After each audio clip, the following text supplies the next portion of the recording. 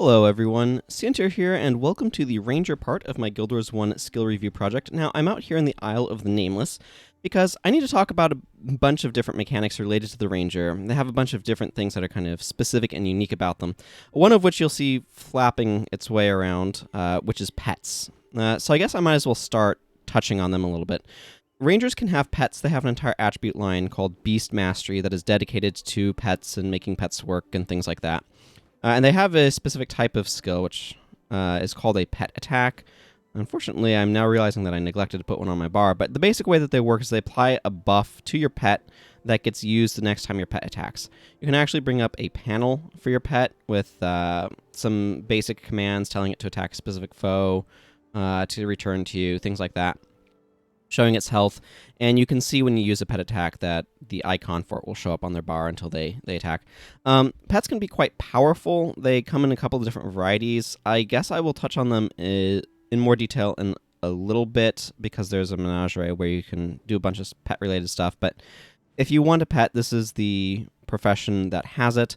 There are other professions that can summon things. Necromancers can have minions. Ritualists can make spirits. Rangers can also make spirits, actually. But ranger spirits and ritual spirits are very different. I want to go ahead and start at the moment, though, going into depth on bows. Bows are the ranger weapon. It's attached to the marksmanship attribute. However, unlike swords or axes, where it's like, this is a sword is a sword is a sword, that's not true for bows. There are, in fact, 5 different types of bows. I don't necessarily have these ordered, but there's long bows, recurve bows. Let's see, this is another long bow. I have a flat bow equipped right now. There are horn bows, and there are short bows. So short, long, horn, recurve, and flat. And they all have slightly different properties. So long bows and the good old flat bow have the longest range. So you can see there's this long bow target over here. If I attack it with the flat bow, or if I switch to this is the long bow, if I swap to this, you'll see they both go that far. Now, one of the things that you'll have noticed is once I swapped to this bow, suddenly I was attacking a lot slower. So one of the other properties of bows that's different is attack rate. Flat bow and short bow have the quickest attack rates. So here's a short bow. You can see if I target this target with the short bow, it's attacking at the same rate that the flat bow did. So if I swap over the flat bow, you can see the attack rate maintains to be the same.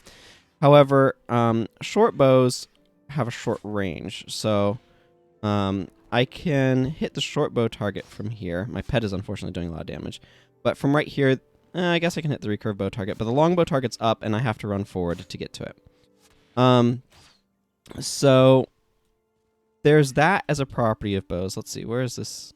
I don't know. Some of this is... So one of the things that's kind of messing with us a little bit is that there are terrain height differences. But I'll get into that in just a moment. So one of the other... Come back here. One of the other properties of bows that's quite important is arrows can miss targets. Like if you... I don't know if I have a good way of demonstrating that here, unfortunately, but if you do side strafing kind of like this, you can cause arrows to stray and miss. They are affected by line of sight as well.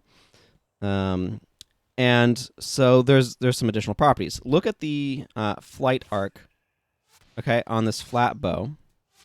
Now, if I switch over to this long bow and fire, you'll notice it's slightly narrow. It's slightly less steep. See, notice how steep that is in comparison. And if I go to the short bow, you can see that it's got a fairly flat arc. Yeah, and I'm having to run way up to get to the longbow target. I think some of the quick weapon swapping is weirding out some of this stuff. So the bows have different arcs, and this is going to affect how easy it is for them to hit their target. It's going to affect what's called accuracy or whatever. Flat bows have by far the worst accuracy. They have the same long range as a longbow. They have the fastest attack rate, as the same attack rate as a short bow, which is the fastest one. but their arrows are prone to straying because it's very easy. They have a long flight time. That's what's referred to as the flight time is very long. So it's very easy for something to change direction and miss and dodge the arrow. Now, recurve bows have kind of more of a medium range, and they have the shortest flight time. This makes recurve... They have a slower attack speed, to be clear, but this makes recurve bows kind of a favored bow for interrupting targets, which is something rangers do a lot. For example, Savage Shot is a very popular skill that interrupts an action when you use it. And because of the quick flight time of a recurve bow, it's favored for that. Short bows are not terribly much worse. You can see I'm having a lot of vampiric weapons causing me life degeneration. But the important thing here is that recurve bows, slower attack rate, they're more accurate. They have a shorter flight time, so it's easier to get things like interrupts off, stuff like that. And then we have the horn bow. The horn bow is the slowest attacking bow. It has a similar range to the recurve bow, I believe, from the stuff that I was looking at. I can talk to the Master of Bows for kind of the overview. But one of the special properties of the horn bow is it has a built-in 10% armor penetration, so it will hit slightly harder than other bows. This has made it popular for R-Spike, which was a PvP build about rangers shooting arrows and using interrupts and stuff to get quick attacks. Like, if you see fire arrow immediately followed up with that, that's 2 attacks quickly in a row. That sort of stuff was popular in PvP for getting a lot of damage in. And horn bows would be favored for something like that, just because they hit slightly harder than other bows because of that 10% armor penetration. So if I talk to this Master of Bows, I can ask about different types of bows. It says the longbow is medium attack speed, long range, and medium accuracy. The flat bow is fast attack speed, long range, but poor accuracy. That just means that the flight time for the arrow is long, and so it's very easy for it to stray, because it's very easy for the target to change course. Like, the game will automatically lead your target, so it will automatically fire where they're going. But if they change course or whatever, it'll miss. So there's a little bit of wiggle room there. There's probably a very minor amount of homing on the arrows. I'm not actually sure on that. But like, it's not like bows miss left and right, but it's definitely something that will come up. I should point out, by the way, that bows have a 15 to 28 damage range, so that's not quite as high as like hammers do, for example, but it's certainly a decent range. Flat bow, okay, horn bow has a slow attack speed, medium range, medium accuracy, and 10% armor penetration. That armor penetration is its claim to fame. Recurve bow has medium attack speed, medium range, and good accuracy, and the short bow has quick attack speed, short range, and good accuracy. So the big thing here is that in general, I'm going to be using short bows a lot of the time when I'm playing PvE. The others certainly come in handy, and they have their uses. Recurve and horn bow were sort of the most popular for PvP, I think. And flat bows and long bows are good for trying to pull targets. So that's where you're standing just outside aggro range. You can see I have the bubble here. And if I switch to this, I can attack this target from outside of that. That arrow will cause the enemy to say, hey, somebody's attacking me, I need to go attack them. It can pull groups, so you can pull groups of enemies by triggering their AI to aggro on you and come chase you. And that was an effective strategy for pulling targets, so longbows and flatbows are good for that. In general, I don't find myself using longbows, like, very much at all. I think that they're fine, but honestly, I want the attack speed of short bows a lot of the time. Now, there's another property that I need to talk about, which is, I mean, obviously line of sight is a deal here, right? Your view of the target is obstructed. You cannot shoot through obstacles. This actually brings up an interesting quirk that bows and spears suffer from, which is that line of sight is a big deal to them. Anything that's a projectile, things like flare, for example, the elementalist spell, care about line of sight as well. But the thing is, like, melee weapons don't. And in fact, melee weapons do not care about vertical difference either. Like, vertical difference in this game is very strange. You can pick up items, if you're standing on a bridge, I don't know if there's any bridges nearby There's certainly no items to demonstrate this with, but if you're standing on a bridge, actually there's one right over here. So like if I'm standing up here or underneath it, I can pick up items despite the height elevation, because only cares about your, I guess it's XZ and Y going up. It only cares about your XZ coordinate, not your vertical coordinate. And melee weapons are the same way. You can attack across elevations. It's a weird quirk of this game. So if I'm standing up here and I have a melee weapon equipped and somebody's standing next to me below the bridge, we can attack each other with melee weapons, but bows will not work. So there can certainly be a lot of quirks to bows. But again, being a ranged weapon is quite powerful. So that's a nice benefit. Now, I want to talk about elevation. Elevation has some interesting properties. First of all, it will affect your damage. So I'm attacking from up here. This weapon is hitting for 43, 37. It's only rated 15 to 28. So like if I start attacking this target, I'm going to be dealing damage. Well, that was... Does this thing have 60 armor? I should only be hitting in that 15 to 28 range, so I'm not quite sure what's going on. Maybe it has weirdly low armor. Certainly if I'm attacking uphill, though, I'm going to be dealing less damage than I should. I assumed all of these targets had... Oh, you know what? Part of it might be... Nope, I have 12. Okay, I'm just confused by that, but... Oh, yeah, this has like plus 20% damage and plus 15% for being health above 50 and that sort of stuff, so I should be dealing more than that. But anyway, attacking uphill decreases your range and decreases your damage. Attacking downhill, because this is an area where they programmed this to matter, attacking downhill increases your range and your damage. So I'm going to be able to hit these targets down here harder and at further range. I don't know if I... Yep, I can reach all the way over there.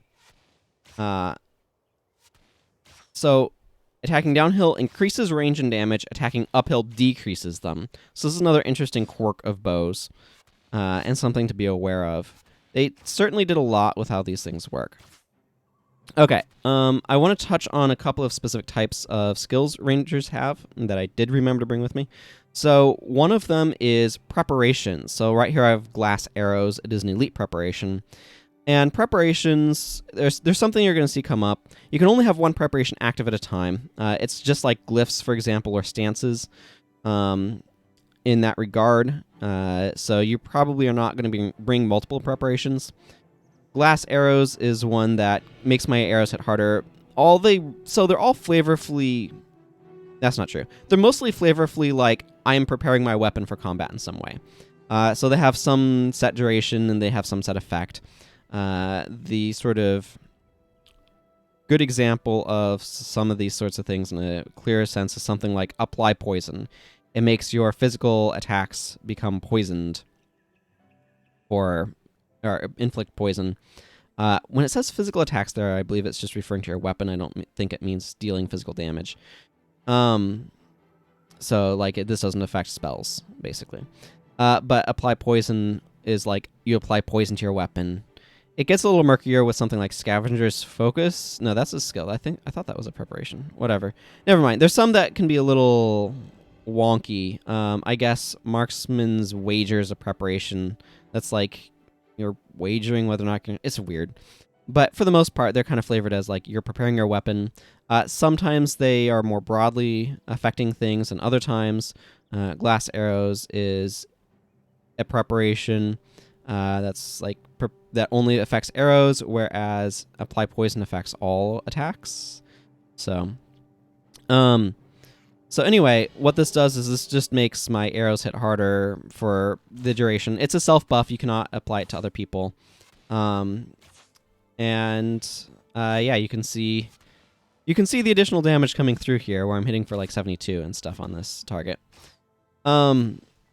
So that's one of the mechanics is preparations. And like I said, you can only have one active at a time. They can be useful, but there's some caveats to them that will come up when I talk about marksmanship. So favorable winds right here. This is a nature ritual. Nature rituals spawn these spirits. Now, the thing is, nature rituals have an absolutely ludicrously huge area of effect. They don't affect absolutely, like, they don't affect the entire map. They do have a limited range, but that range is enormous. So, that spirit is there. It's going to last for 126 seconds, so about a little over 2 minutes. You can see it's still under effect. Like, that spirit is way up there. Okay, it's no longer in effect as I come down the stairs.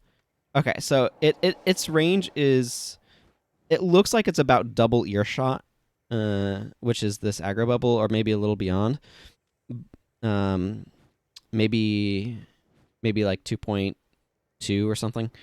But you can see that this area of effect is quite large. The other thing that's notable about nature spirits is that they affect everything in that range. So for non-spirit creatures with okay, so they don't affect spirits, but they affect enemies and allies, right? Everything in its range. Arrows move twice as fast and strike for a little bit of additional damage. So you can see that my flat bow is suddenly hitting like this because I'm under the effects of favorable winds. So this is a nature ritual. There are binding rituals that ritualists have. This is relevant for a reason I'll get to in a bit.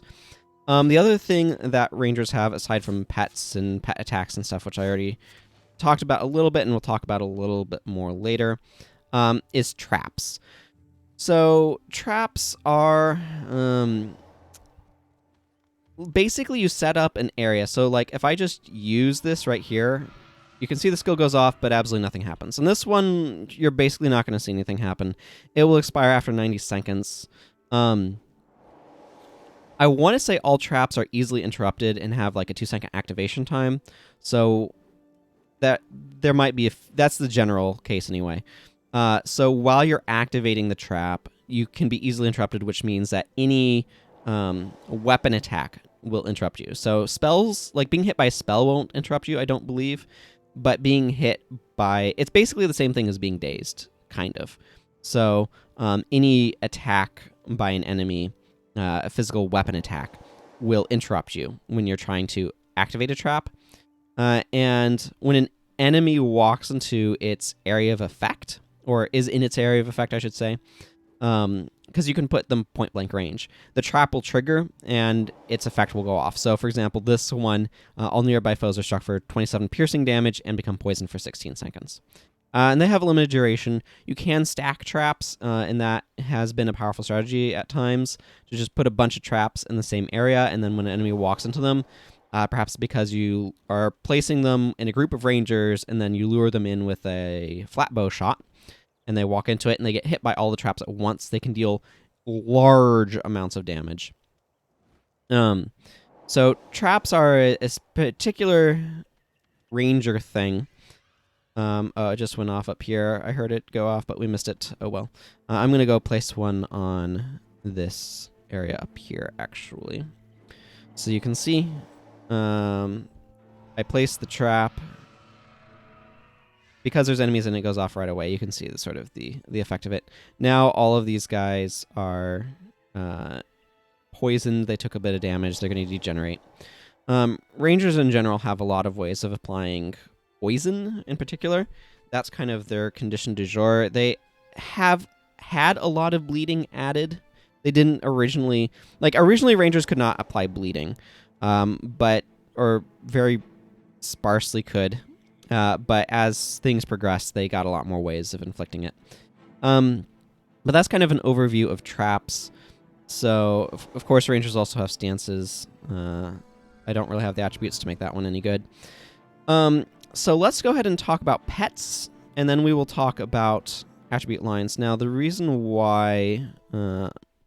So pets are a part of Ranger. You do not have to use a pet. Of course, if you're a secondary ranger, you can also use pets if you want to. So a pet attack. Let's just go ahead and throw Predator's Pounce is a good one. So pets are another complicated... Like, rangers have a lot of complicated stuff. This is probably going to be one of the longer intro videos. So pets come in So first of all, you're generally going to be getting pets at level 5.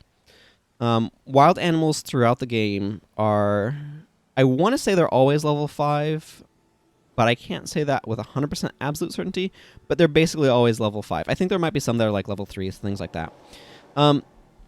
And they come, like, as they look. So you bring them with you.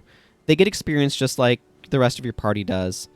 If I use this, you'll see it's applied there. And as you level up your pet, depending upon factors with how it levels, it will become a couple of different evolutionary paths.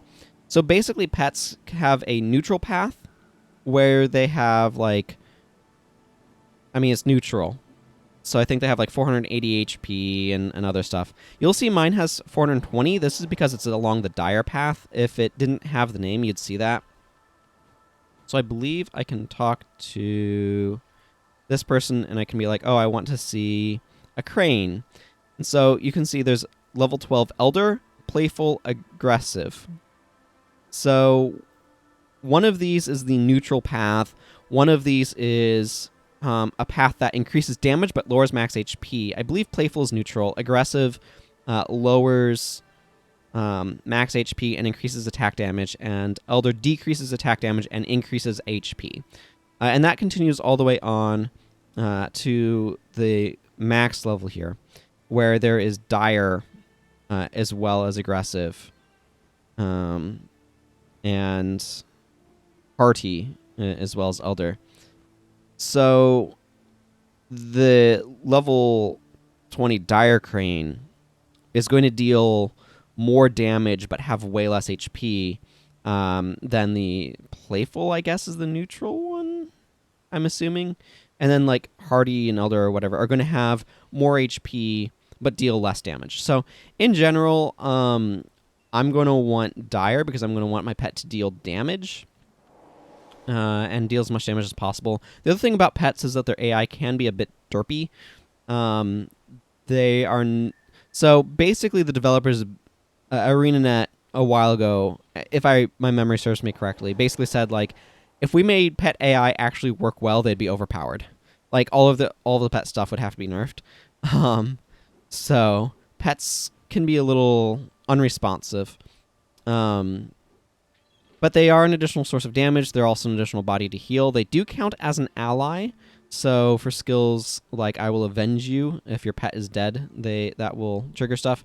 Something else, actually, that I should mention is when your pet dies, it blacks out your skill bar for 10 seconds, something like that. Puts all of your skills into recharge. I'm going to go see how my pet likes standing in fire. Spoiler alert, nobody likes standing in fire. But it might be a good way to demonstrate. Demonstrate this particular effect. If I come over this way. Can I attack? I don't know. I should just be able to stand over here by the Student of Burning and have my pet kind of stand in the area of effect of this. Oh, I don't want to stand there, though. Okay. So, presuming that my pet will burn down. I mean, it's a phoenix, so who knows. Come over here. Stand in there. This is a bit ridiculous, but... Oh, goodness, I'm standing in a bad spot. So... Yeah. Once this happens... Okay, bleeding is... I mean... It helps. Okay, almost there. I know, animal cruelty, right? Okay, and you can see when my pet died, all of my skills went on recharge. I do have this skill which resurrects my pet just fine. And if I tell it to go and attack the Student of Weakness, say, and tell it Predator's Pounce shows up on its bar. Oh, it's not going to hit. You can see that Predator's Pounce went off the bar. So that's kind of how pet attacks work. They apply a buff to your pet that triggers when they attack. So that's the basic gist of pets. So just know that pet attacks can be quite powerful, but pets can be kind of unreliable on their AI. And yeah, anybody can always go secondary ranger and bring beast mastery to have a pet along. To acquire pets, you have to generally find the animals out in the wild, or you can go to the Zaishan Menagerie. The NPC that I was talking to earlier can spawn pets of a specific type for you to charm. So you use the charm animal skill. It takes 10 seconds to activate, and you have to survive that 10 seconds, because when you start activating it, the animal will become hostile. And once the charm animal skill finishes, it will become your pet, and you can name it with the /pet name command. So pet name, obviously, I have it named Therion. If I take it off, you can see it's a dire phoenix, and I can name the pet. So you can just name your pet kind of freely that way. I think that's a general overview of the stuff outside of attribute lines. So let's go ahead and quickly talk about attribute lines themselves. I'll just go ahead and pop into the guild hall for that. So rangers have 4 attribute lines. They have Beast Mastery, which is all about pets. You need this to make your pet effective. I believe... I'm not sure how pet damage and stuff might be. Yeah, it says that it increases the damage dealt by your animal companion and has a chance to inflict a critical hit. So having lower Beast Mastery, this is kind of like a weapon skill. So bow damage and chance to critical hit is also affected by marksmanship, as an example. So pets are going to scale similarly with Beast Mastery. You want Beast Mastery to be at least reasonably high if you're planning on making good use of your pet. It should be added that bringing your pet requires Charmed Animal in PvP, but in PvE, skills Comfort Animal and Heal as 1, which you notice are PvP versions here in the guild hall, bring your pet with you as well, just for making bars more efficient. Pets are more powerful in PvP. But anyway, Beast Mastery is all about pet stuff, and has a few random other things. There's a few random nature rituals and things like that that we will talk about in the next video, I suppose, because that's, I believe Beast Mastery will be first. That is my intention. So mostly pet stuff and a few random other things. There are also classes of skills in here that are like as 1, like Rampage as 1, that apply effects to both you and your pet, but we'll talk about those more with Beast Mastery. Expertise is the primary attribute. And for each rank of expertise, the energy costs of several classes of skills are decreased by 4%. So at around 12 expertise, you're roughly getting a 50% discount on your skill costs. You can get that to like at 16 expertise, that's like 16% off. So the classes of skills are attacks. So any attack skill. So Keen Arrow is an example of an attack skill. Savage Shot is a bow attack. This applies also to any attack skill that requires energy costs. So Warrior's Power Attack, Dagger attacks, Scythe attacks that use energy, Spear attacks that use energy. There's not many of those, but any attack skill that uses energy, expertise will decrease the cost of. This is really significant because a lot of bow attacks are actually kind of on the pricey end, but they're made significantly cheaper because of expertise. Expertise also affects rituals, which includes nature rituals, but also binding rituals. So this will make ritualist spirits cheaper. I mentioned that would be relevant, and here is why. So those also become cheaper. Touch skills, which is apparently any touch range skill. I thought this only applied to skills that were like touch skills, but this apparently applies to any skill, broadly speaking, that is touch range. So including like elementalist spells that are touch range, things like that. It will decrease those costs. I suppose that's nice. There are some particularly specific builds that we'll talk about when we talk about the Necromancer, randomly enough, where this is relevant. And then all of your ranger skills across the board are decreased by 4%. So what's relevant is attacks, rituals, and touch skills are non-ranger skills that are affected by expertise. Now, expertise is extraordinarily powerful. In terms, like, it's not the same raw energy management that, say, critical strikes or especially soul reaping or even leadership are, which generate you energy that can be used on any skill. But this is extraordinarily powerful because right now at 12 expertise, it's kind of like I have 6 pips of energy regeneration instead of 3, and like I had 52 energy instead of 26, because making everything cheaper makes your energy pool obviously effectively larger relative to the cost of skills. So like crippling shot at 5 energy is, significantly cheaper, but it also means that relative to energy costs, your pips are significantly stronger. Like I said, a lot of ranger skills do kind of seem like they compensate for expertise by being a little bit expensive. This means that rangers are able to use them better than any other profession.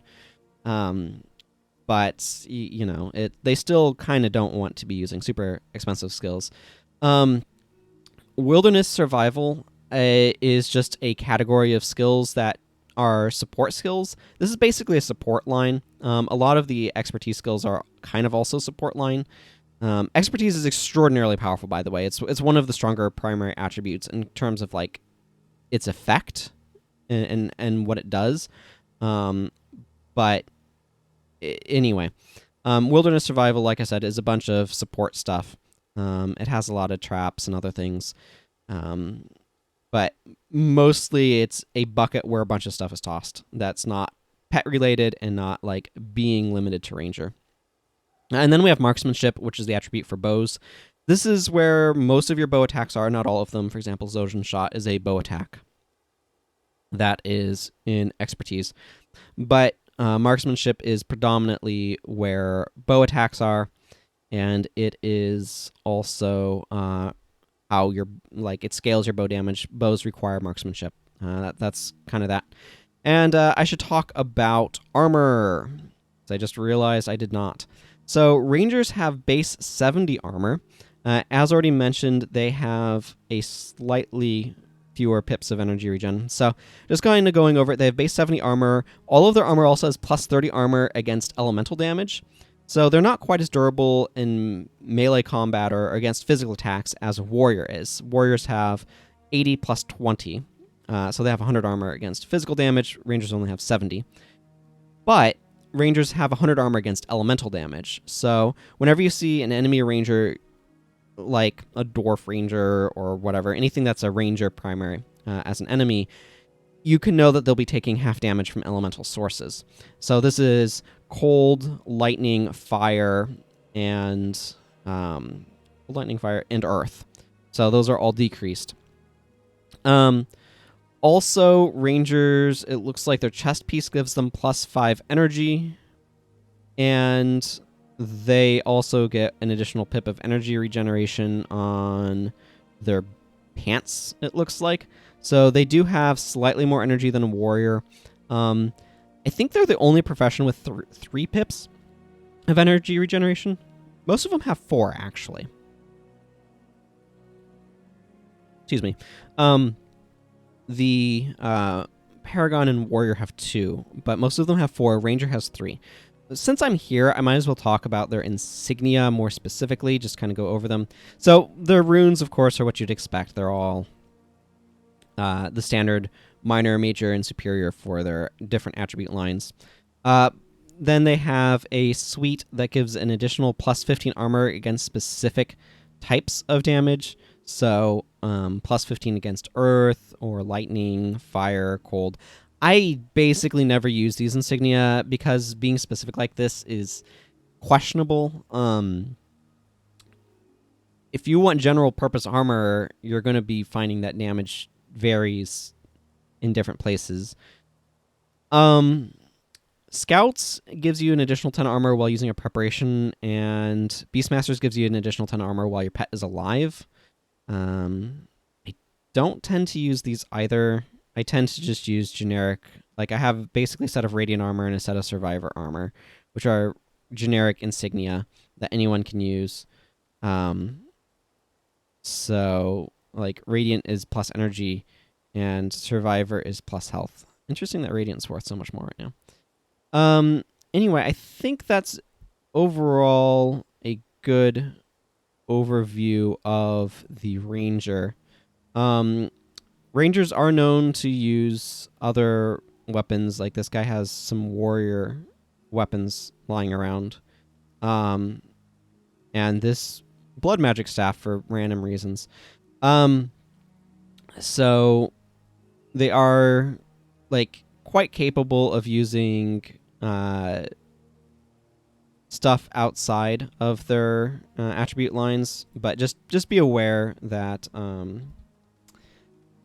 Rangers in general are known to be fairly versatile with a lot of different stuff, but the bows and things like that are kind of the main thing. So anyway, I think I'm starting to get a little bit off track, so I'm going to go ahead and wrap up here. I think I have covered the main points about the Ranger that we need to know for our very lengthy introduction.